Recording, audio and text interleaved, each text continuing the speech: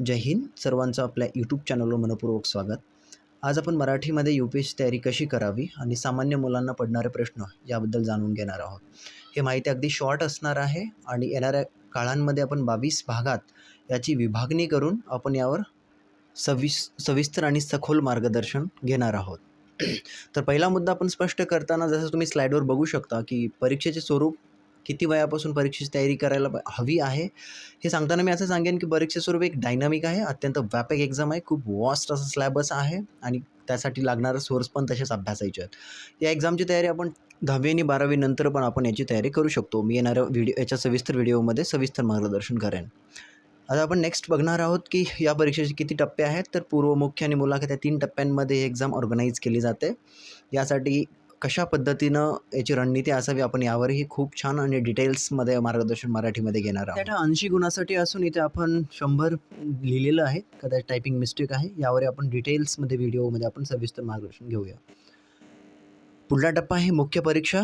हे कशा पद्धतीने होते, त्याच्यामध्ये किती मार्क्स असतात यावरही आपणाला खूप सखोल असं मार्गदर्शन करायचं आहे. डायनामिक आणि थेरॉटिकल एक्झाम असल्यामुळं, लिखित स्वरूपात एक्झाम असल्यामुळं हे आपल्यासाठी मोस्ट ऑफ चॅलेंजिंग आहे. कारण इंटरव्ह्यू आणि मेन्स याचेच मार्क्स हे फायनल मेरिटला कन्सिडर केले जातात. तुम्ही बघू शकता इथं लँग्वेज पेपर आहे 300 मार्क्स हा, आणि इंग्लिश इथं मेन्शन केलेलं नाही आहे. इंग्लिश पेपर हा कंपल्सरी आहे आणि तोही 300 मार्काचा आहे. हे मराठी लँग्वेज पेपर आणि इंग्लिश पेपर कन्सिडर केले जात नाहीत. नेक्स्ट पाहूया. परीक्षेचा अभ्यासक्रम मराठीत की इंग्लिश हा खूप साऱ्या मुलांच्या डोक्यांमध्ये प्रश्न पडलेला असतो, किंवा जे मुलं बिगनर्स आहेत त्यांच्यामध्ये तर हा खूप मोठा द्वंद्व आहे.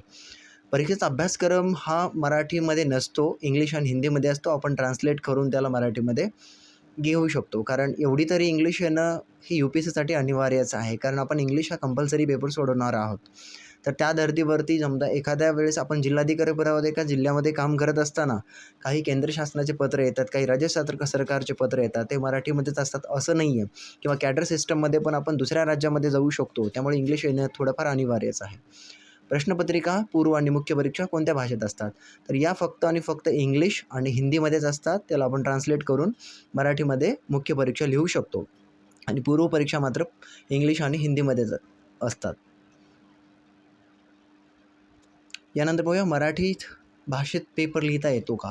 तर हो, अगदी मुख्य परीक्षेचा पेपर हा मराठी भाषेमध्ये लिहिता येतो. तो फक्त इंग्लिश आणि हिंदीमध्ये असतो, पण आपण त्याला मराठीमध्ये अभिजात मराठी, ज्याला क्लासिकल लँग्वेज म्हणूया, त्याच्यावरती मी एक विशेष सेशन घेणार आहे. आणि उत्तर कसं लिहायचं, पेपर कसे लिहायचे मेन्स, आणि मराठीमध्ये लिहिताना स्पेशली काय काळजी घ्यायची किंवा काय बारकावे आहेत, ते क्वेश्चनची डिमांड काय आणि आपल्याला सप्लाय काय करायचं, आपण यावरही त्याच्यावर चर्चा करणार आहोत. मराठीत साहित्य किंवा बुक्स आहेत का? तर मराठीमध्ये 25% आपण म्हणूया, आणि 25% हा मराठीमध्ये सोर्स आहे, आणि 75% इंग्लिश आणि हिंदीमध्ये. तर जसं मी आता अभ्यास केलेला आहे तो 75% इंग्लिशमध्येच केलेला आहे, आणि 25% मी मराठीचाही मदत घेतलेली आहे. तर यासाठी आपणाला काही सोर्स आपणाला जे काही लागणार आहेत, तर त्यावर मी डिटेल्स व्हिडिओमध्ये डिस्कशन करेन. नोट्स कशा तयार आहेत हा एक मोठा प्रश्न मुलांच्या मनांमध्ये घर करून असतो. यावरही मी सविस्तर पद्धतीने एक 10 मिनिटाचं सेशन घेणार आहे. तर आपण नोट्स कशा तयार करायच्या त्या मेन्सपर्यंत आपणाला सपोर्ट करतील. त्याच्यानंतरचा क्वेश्चन हा आहे की उत्तर लिखाण कसे असावे. उत्तर लिखाण करत असताना अगदी कमीत कमी शब्दामध्ये जास्तीत जास्त व्यक्त होणं हे UPSCची डिमांड आहे. त्याच्यामध्ये काही कीवर्ड्स आहेत, लिखाणाची भाषाशैली आहे, प्रभावी उत्तर कसं लिहिता येईल, आणि कमीत कमी शब्दामध्ये जास्तीत जास्त व्यक्त होणं हे मोस्ट चॅलेंजिंग आहे. याच्यामुळेच आपला मराठीचा रिझल्ट खूप डाऊन आहे, कारण मुलांकडे ती लँग्वेज डेव्हलप झालेली नसते. तर मी ती लँग्वेज कशी डेव्हलप करायची यावरही सखोल असं आपण व्हिडिओच्या माध्यमातून मार्गदर्शन घेऊया. यानंतर किती तास अभ्यास करावा लागेल UPSCसाठी. UPSC क्लिअर होण्यासाठी टाईम ड्युरेशन हे 2 वर्षाचं एक अगदी प्लॅनिंग करावं लागेल, नियोजनबद्ध, आणि तो फॉलो करावा लागेल.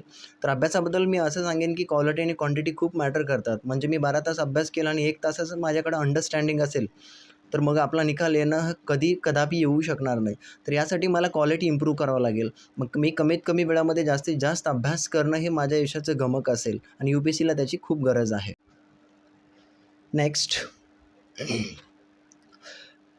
क्लास किंवा कोचिंग करणं गरजेचं आहे का? खूप साऱ्या मुलांच्या मनामध्ये हा खूप छोटासा प्रश्न आहे, पण खूप मोठं घर करून बसलेला आहे.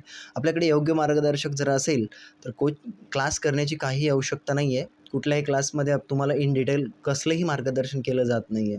तुम्हाला त्याची ओळख दिली जाते आणि पुन्हा सेल्फ स्टडी हा यशाचं गमक आहे.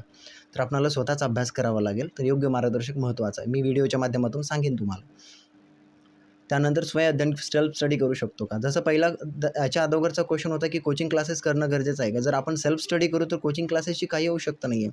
मार्गदर्शनासाठी खूप सारे व्हिडिओज आपल्याकडं उपलब्ध आहेत किंवा आपल्या आजूबाजूचे मित्र त्यांची मदत घेऊ शकता आणि त्यासाठीच मी आपल्याकडे आलेलो आहे आणि अगदी मोफत पद्धतीनं मी तुम्हाला अगदी छोटे प्रश्न ते मोठ्यात मोठे प्रश्न अगदी सुयोग्य पद्धतीने समजावून सांगणार आहे.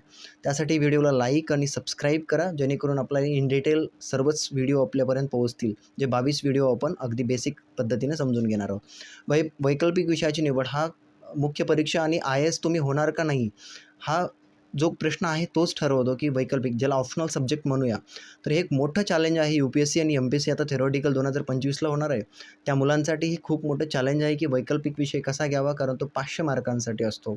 एक वैकल्पिक विषय असतो, त्याचे 2 पेपर होतात आणि ते दोन्ही 250-250 मार्काला असतात. त्यामुळे 500 मार्क ते आपल्यासाठी खूप आव्हानात्मक असणार आहे. त्यासाठी वैकल्पिक विषयाची निवड करणं आणि त्याच्यामध्ये कशा पद्धतीने स्कोरिंग करणं यासाठी, जसं माझा पॉलिटिकल सायन्स हा ज्याला PSIR आपण म्हणूया, तो माझा ऑप्शनल सब्जेक्ट आहे आणि त्याबद्दलही मी आपल्या यूट्यूब चॅनलच्या माध्यमातून खूप सखोल असं मार्गदर्शन करणार आहे.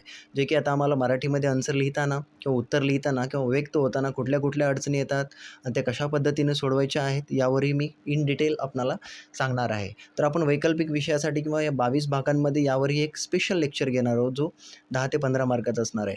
आणि फक्त एवढंच, हा जो व्हिडिओ आहे हाच तेवढा आपल्याकडे स्लाईडच्या माध्यमातून येणार आहे. यानंतर मी स्वतः लाईव्ह येऊन आपणाला खूप सखोल असं मार्गदर्शन करणार आहे. जर तुम्ही जर नवीन असाल तर सबस्क्राईब करा, लाईक करा, बेल आयकॉन प्रेस करायला विसरू नका आणि व्हिडिओ आवडला असेल तर नक्की शेअर करा, कारण जास्तीत जास्त मुलांपर्यंत, विद्यार्थ्यांपर्यंत आपणाला पोहोचता येईल. एक सिरीज, एक सोशल वर्क म्हणून मी घेऊन येत आहे आपल्याकडे. माझा वेळातला वेळ काढून हे मी खूप स्ट्रगलनं बनवत आहे. मुलाखत किंवा इंटरव्ह्यूची तयारी कशी करावी याबद्दल आपण एक स्पेशल लेक्चर घेणार आहोत आणि मी इन डिटेलमध्ये यावरही सांगेन की मुलाखतीसाठी काय काळजी करायला हवी आहे. यानंतर बघूया आपण की न्यूजपेपर किंवा वृत्तपत्र किंवा त्याचा काय फायदा होईल आणि कोणते वाचावेत. जसं मी सांगेन की याच्यासाठी द हिंदू किंवा इंडियन एक्सप्रेस हा न्यूजपेपर आपल्याला खूप सारे मुलं किंवा टॉपर्स सजेस्ट करतात. तर त्यासाठी काय की पॉईंट्स आहेत, एडिटोरियलचा काय रोल आहे किंवा OPDचा काय रोल आहे, मी हेही सांगेन. कुठल्या न्यूज आपल्यासाठी महत्त्वाचे, त्याचा कुठे फायदा होतो, मेन्ससाठी आपण कशा पद्धतीच्या न्यूज कव्हर करू शकतो यावर आपण सविस्तर चर्चा करणार आहोत. वरीलप्रमाणे खूप सारे प्रश्न आणि त्यावर अगदी सोप्या पद्धतीने चर्चा करणार आहोत आपण. यासाठी 22 भागांमध्ये मी ही सिरीज आपल्यापर्यंत पोहोचवणार आहे. तर तुम्ही जर नवीन असाल आपल्या चॅनलवरती तर सबस्क्राईब करा, लाईक करा आणि बेल आयकॉन प्रेस करा. अगदी सर्वच व्हिडिओ मी मोफत आपल्यापर्यंत पोहोचवणार आहे आणि एका छोट्या प्रश्नांवरती आपण खूप सखोल असं मार्गदर्शन या व्हिडिओच्या माध्यमातून आपण घेणार आहोत. सद्यस्थितीला केंद्रीय लोकसेवा आयोग याच्यामध्ये खूप सारं कॉम्पिटिशन वाढलेलं आहे आणि मराठी टिकवणं खूप अत्यंत गरजेचं आहे, कारण मराठी अधिकारी असावेत अशी माझी अपेक्षा आहे. थँक्यू.